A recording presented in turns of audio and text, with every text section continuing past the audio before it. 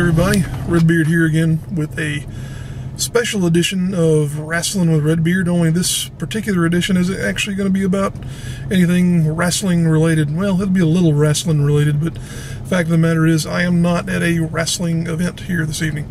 I am actually at a hockey game.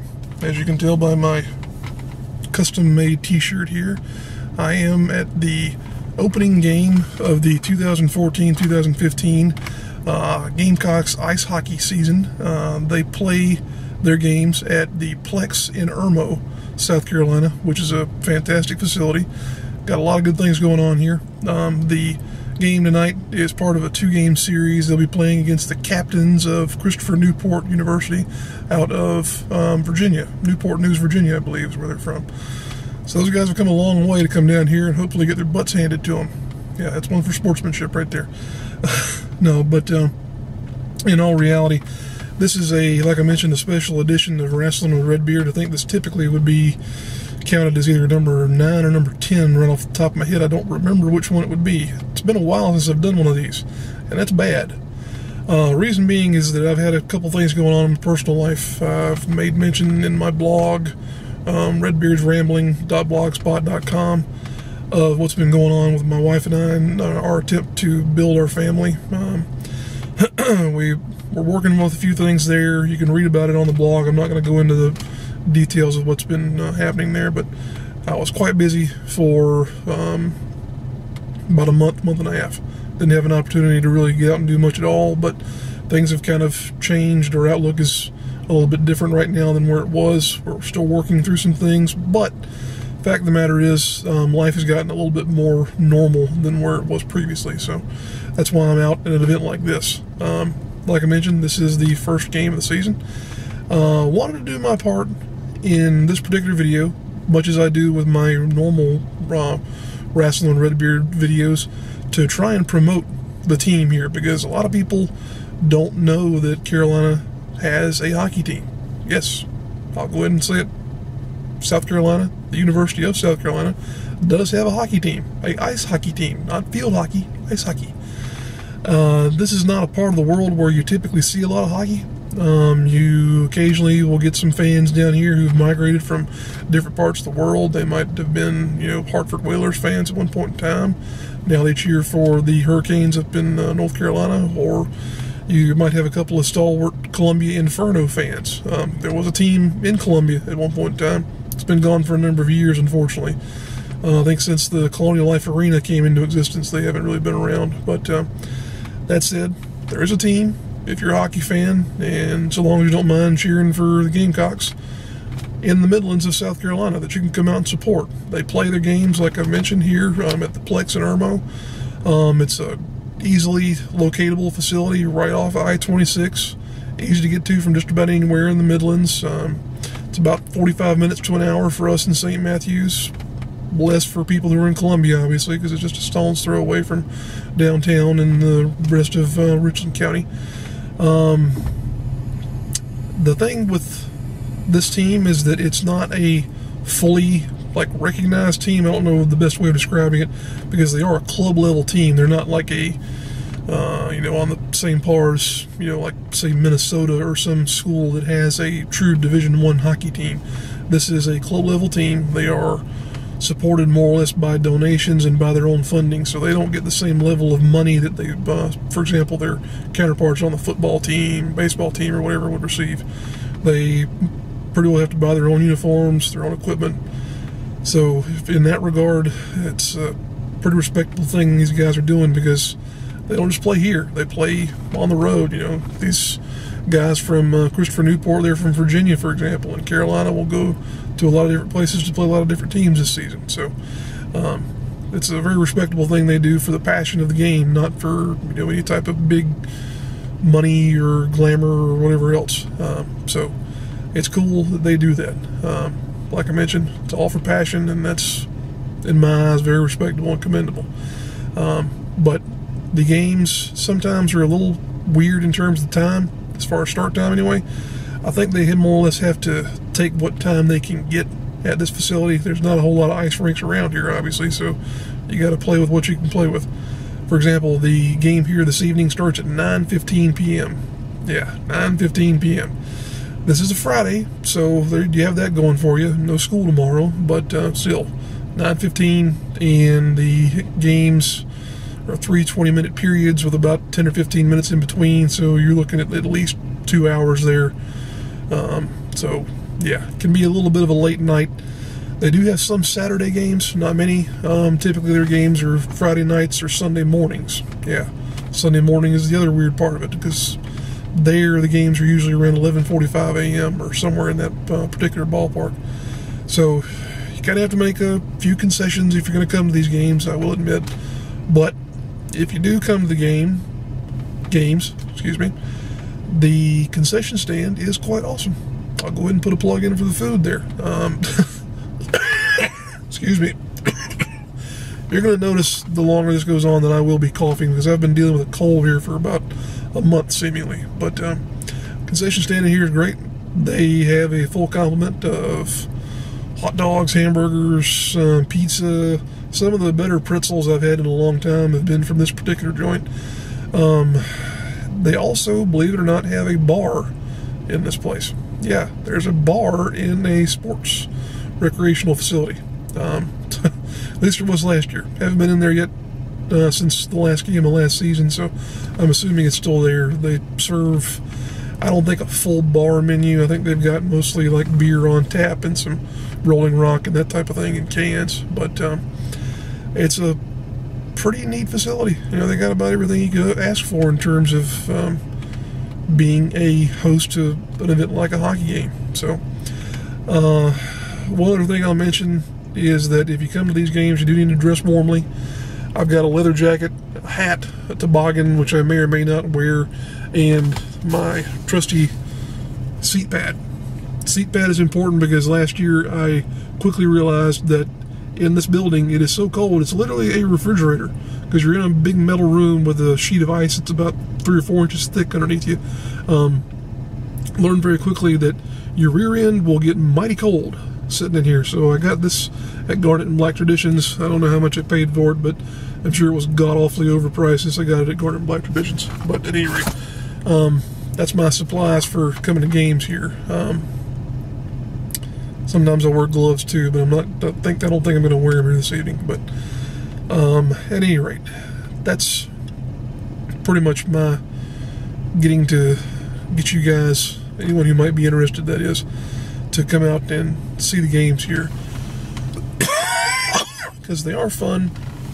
They are very inexpensive compared to a lot of sporting events related to college athletics. You know, you go to a football game these days, you're going to be charged, I don't know, $40, $50 for a ticket, plus you got park, plus you got to do everything else that comes with a football game. Baseball is pretty well the same way. Not as expensive in terms of the ticket price, but even so, excuse me, I'm going to get some drink here. Yes, Moe's. It's where real hockey fans go for pregame meals. But it's only $7 a ticket. $7. You know, if you got your wife, 2 kids, whatever else, you want to come out to an event like this, less than $30 for 4 people. Pretty good deal in my opinion. Plus the drinks and whatnot are very reasonable. So yeah, come out to a hockey game. If you don't know the game, don't worry about it. You'll pick up on it pretty quick. The rules are a lot like that of soccer. It's a possession-based game. Offsides is the thing that took me forever to figure out in terms of what it actually means and how it gets called. So beyond that, pretty cool sport, not that hard to pick up on. But yeah, come to some hockey games, folks. Cheer on the Gamecocks. It's going to be a good season, I can already tell. But I do want to talk a little bit of wrestling here. I've been out of the scene here for a couple of weeks, like I mentioned. Just been busy with stuff in my personal life.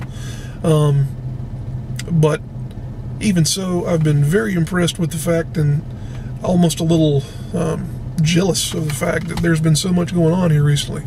Last month and this month, there have been several weekends where there were seemingly 3 or 4 events in one single weekend that people could have conceivably gone to. Like, for example, there are events going on here. This is a Friday night. This is September 12th, 2014. There are events going on here this evening. There's at least 3 events excuse me, I'm going to burp. There's at least 3 events going on tomorrow, and then you have WrestleForce, who's running a show on Sunday. So between all that's going on here this weekend, there's probably, I'd say, at least 7 or 8 shows people could get to in the Carolinas. That's great. Well, the problem is, of course, that creates competition, but I say it's a problem, but it's actually quite good. Competition always spurs on people to elevate whatever it is they're working on.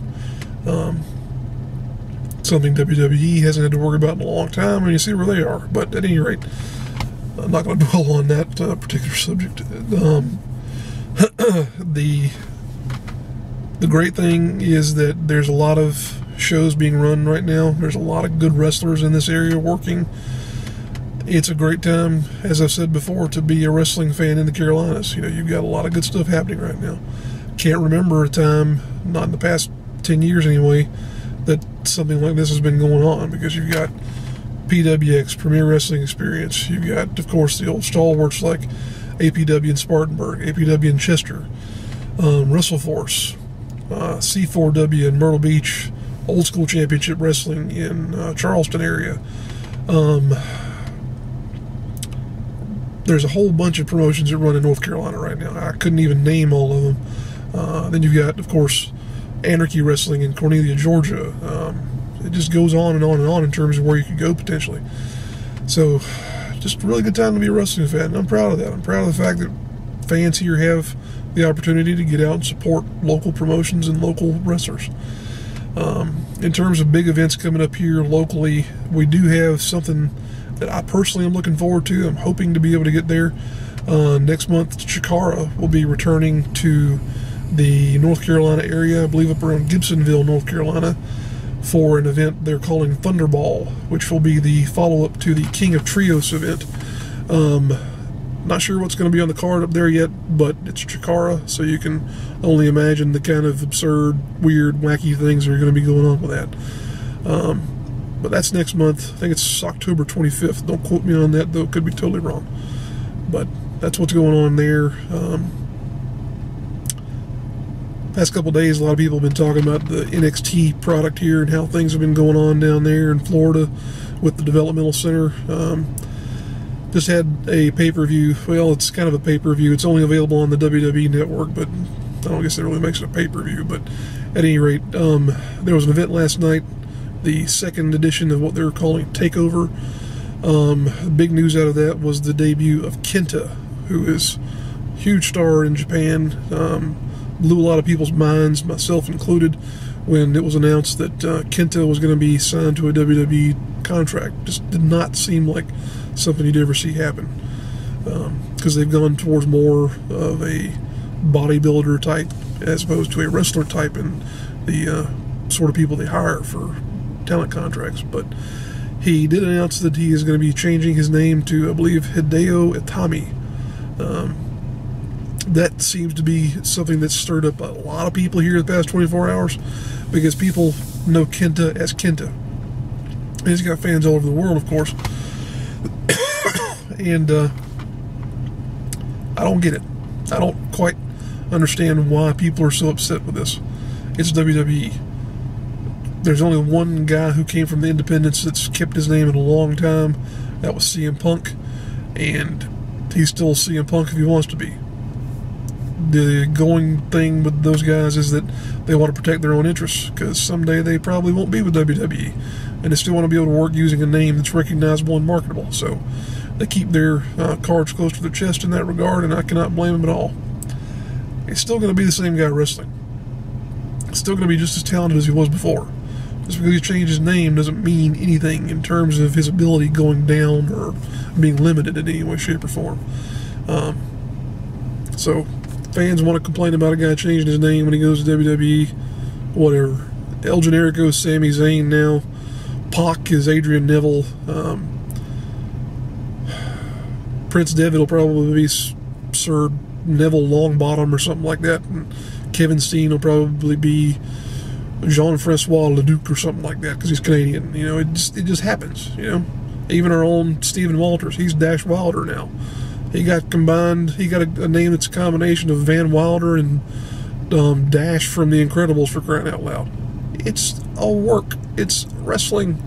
Get over it. Anyway, I don't want to harp on things. I got a hockey game to go to. This is Rasslin and Redbeard. I almost wanted to call this rinking with Redbeard, you know, ice rink, whatever else. That got more and more stupid the more I said it over and over in my head while I was on the way up here, but I hate being sick. Oh, gosh. But this is a special edition of Rasslin and Redbeard. We're going to a hockey game. Whew. It's been a long time, folks. See you inside.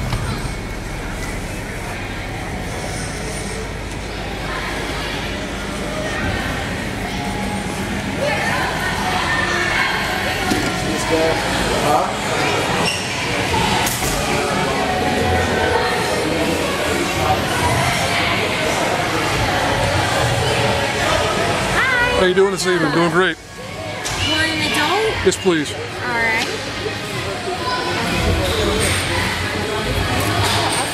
Get a third hand here. I know, I say the same thing.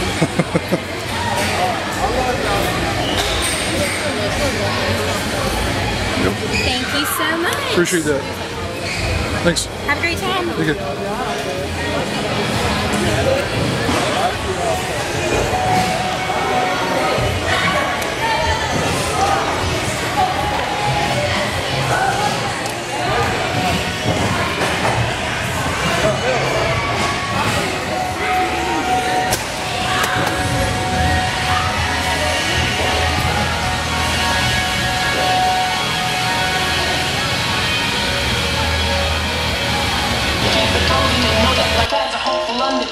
And I will say that we should take a day to break away from all the pain our brain has made. The game is not playing alone. And I will say that we should take a moment and hold it and keep it frozen and know that life has a hope for on its own. Am I the only one I know?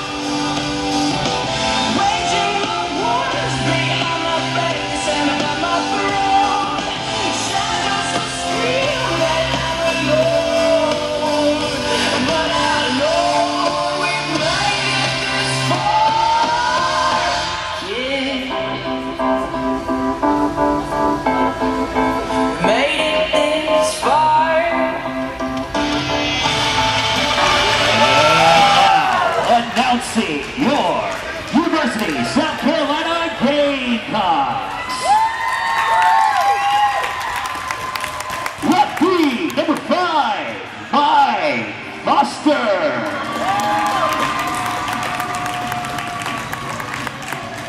Righty, number 24, Matt Heinrich. Left wing, number 22, Taylor Wool. Center, number 3, Alec Gerard. Number 17, right wing, Thomas Hatton. And your goalie, number 30, John Luciano. Ladies and gentlemen, make some noise for your University Gamecocks.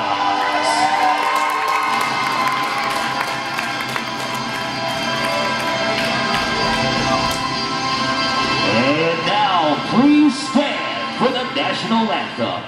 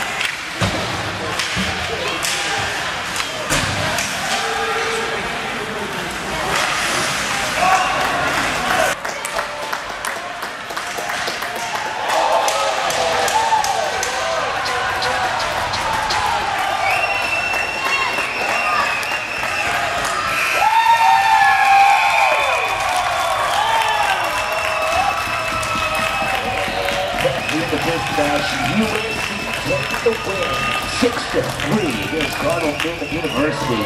Ladies and gentlemen, don't forget the next game is this Sunday at 11 o'clock. Cardinal Newman will be playing USC again. Once again, that's this Sunday.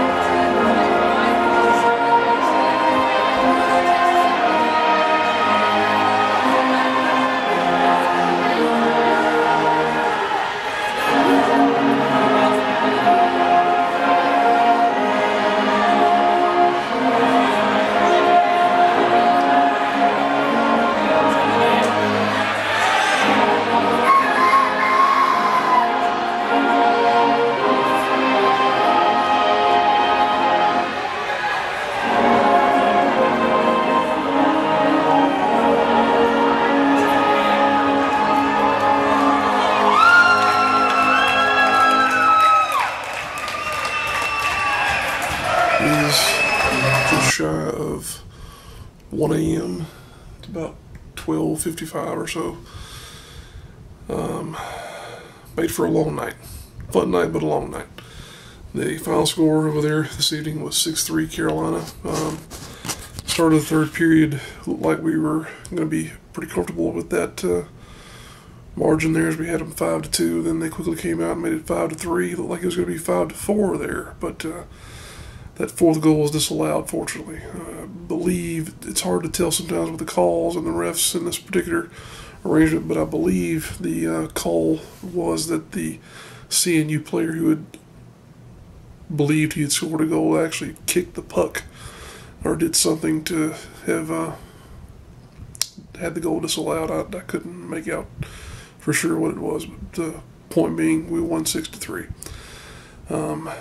Like I mentioned earlier, it came straight home, did not stop anywhere, and it's, like I mentioned, right around 1 a.m. As I was saying in my introduction there, the fact that the games don't start until 9 usually makes for a pretty late night if you're going to go and stay all the way to the end, as I did here this evening. So that's one drawback to it. If we lived closer, it'd be different, obviously, but it's not the case. So even so, for $7, can't beat that. So it's a good opening contest here for Carolina hockey. The second game in this series will be Sunday. I'm mentioning that just because of the fact that I feel like I should, even though I'm not going to be posting this until sometime the following week after the Sunday game will have already been played. But they will play again against Christopher Newport on Sunday at around 11:15, I believe, in the morning. But the schedule from there, I do not know. Don't think they have another one next week. They may, but I don't remember right offhand. I mentioned before, I believe, that the team plays other schools that are big and well-known, like Clemson, Alabama, Ole Miss, Florida, lots of other teams in and out of the SEC. But they have a lot of hockey to play, but this was a good first game here. You could tell there were some jitters and some butterflies out there. They started to get more settled towards the second and definitely in the third period there.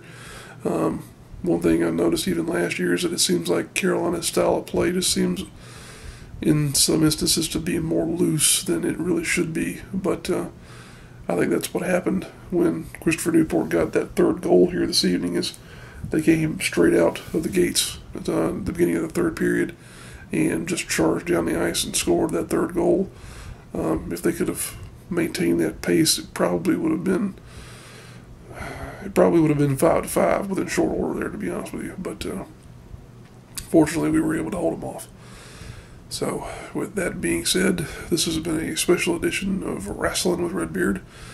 The hockey edition, we'll go ahead and call it. Maybe the Redbeard got bored and just needed something to do edition. It could be also the title of this particular edition. But at any rate, hope you guys enjoyed it. Hope you guys will come out and give Gamecock hockey a try if you're a fan of hockey, or if you're looking to maybe get into a new sport and have something to support. It's a lot of fun. Just got to be willing to stay up until 1 a.m. in the night here.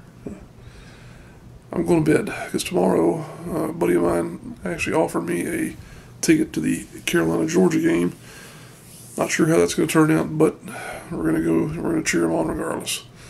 So I need to get some sleep. And that said, we'll see you down the road.